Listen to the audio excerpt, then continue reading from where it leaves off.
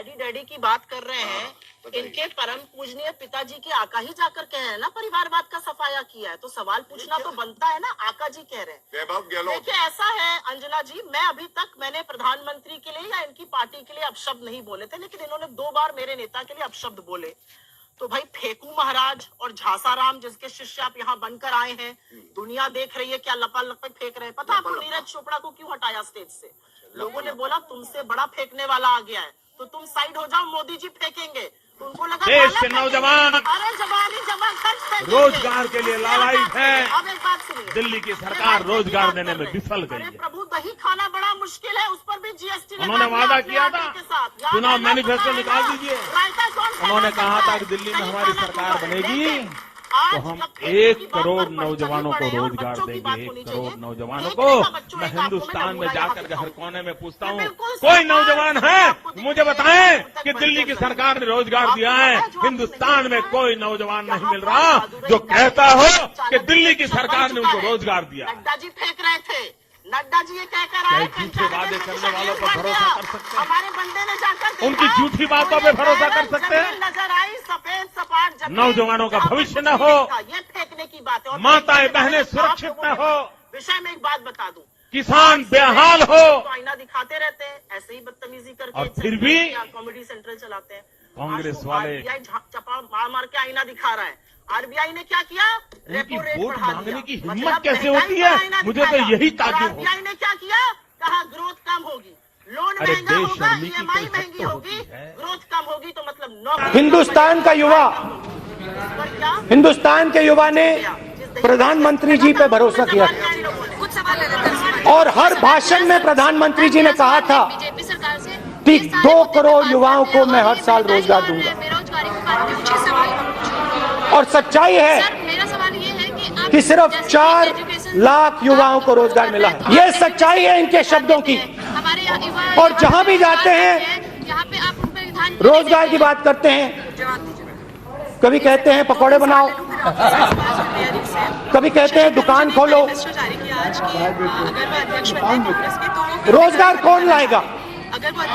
रोजगार small and medium businesses लाएंगे, अपने शब्दों पे उतर पाएंगे, छोटे दुकानदार लाएंगे, कंस्ट्रक्शन इंडस्ट्री में आएंगे। और आपने क्या किया? आपने क्या किया? पता नहीं क्या हुआ, जबकि वहाँ की पूरी जनता कहां से मैसेज मिला, क्या हुआ? 8 बजे रात को कांग्रेस में कुछ भी होता है तो काले धन के खिलाफ महंगाई और प्रधानमंत्री जी ने एक्शन लिया, डिमोनेटाइजेशन किया। जैसे कि हिंदू मुस्लिम। ओहो वाह वाह वाह। मेरा एक बहुत ही सिंपल सा सवाल है। कांग्रेस का ये जो इलेक्शन होने वाला है, इस बार इस कांग्रेस के इलेक्शन से एक नया रिवाइवल है, एक नया जन्म होगा, एक तरीके से हम कह सकते हैं। तो क्या आपको नहीं लगता कांग्रेस का ये जो नया जन्म हो रहा है, जो नया फेज हम कह सकते हैं होगा, एक युवा चेहरे को होना चाहिए 80 साल के खड़गे जी के अलावा? ठीक है, चलिए एक आखिरी सवाल लेके अब आप लोग बैठिए, अगले राउंड में। मेरा सवाल बीजेपी से है कि जब कांग्रेस कुछ करती है तो आप उस पर सवाल उठाते हैं, लेकिन जब एग्जाम होते हैं बड़े बड़े तो वो लीक हो जाते हैं, तो आप उन्हें प्रॉपरली सॉल्व क्यों नहीं करते? कहीं ना कहीं डिपार्टमेंट का ही तो होता है ना, कि वहीं से तो निकलता है, तभी तो पेपर लीक होता है, अदरवाइज लीक तो नहीं होगा ना। तो आप उसे एग्जाम लीक होता है, बेरोजगारी का मुद्दा है, स्कूलों के शिक्षा के तमाम मुद्दे हैं, और वो जो कहा ना उन्होंने, हरा लाल पीला करने लगते हैं ऐसे मुद्दों पर। देखिए, सबसे पहले तो फर्क क्या है मैं ये बता दूं। खड़गे जी का नाम आया है और मैं प्रमाण के साथ आया हूं। खड़गे जी की असली हैसियत कांग्रेस पार्टी में क्या है ये देखिए।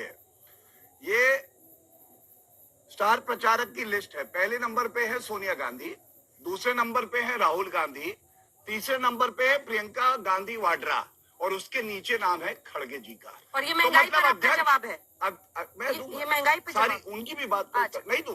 अच्छा, पहले महंगाई चाहती है? पहले महंगाई और पहले महंगाई पे जो बच्चों के सवाल है उसके बाद उसमें ये बच्चे हमारे ही है ना। एक 51 साल का छोड़ दीजिए जो भारत तोड़ो यात्रा में है, बाकी सारे बच्चे हमारे ही है।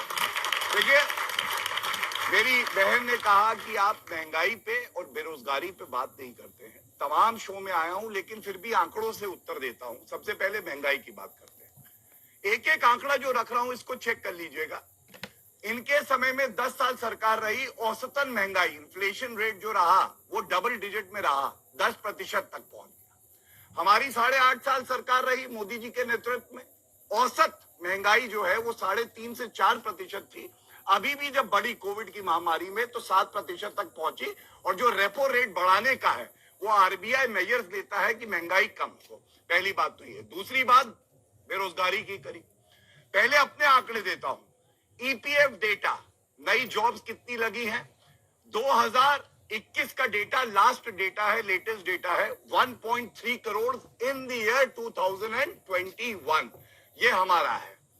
दूसरी बात मुद्रा योजना, 38 करोड़ से 40 करोड़ लोन जो दिए गए हैं, 38 करोड़ से रोजगार के अवसर मिले हैं आप जैसे युवाओं को। तो बेरोजगारी है ही अभी नहीं देश एक में। मिनट रुक जाइए, है कि नहीं है? अभी तीसरी बात, एक तुलनात्मक बात जरूर होनी चाहिए कि उंगली कौन उठा रहा है। आप बताइए सबसे ज्यादा बेरोजगारी बड़े प्रदेशों में कहाँ है? राजस्थान में 30%, 30%, उत्तर प्रदेश में 4% से नीचे, गुजरात में 2% है, और जो मध्य प्रदेश है 2% है, महाराष्ट्र में 2.5% है।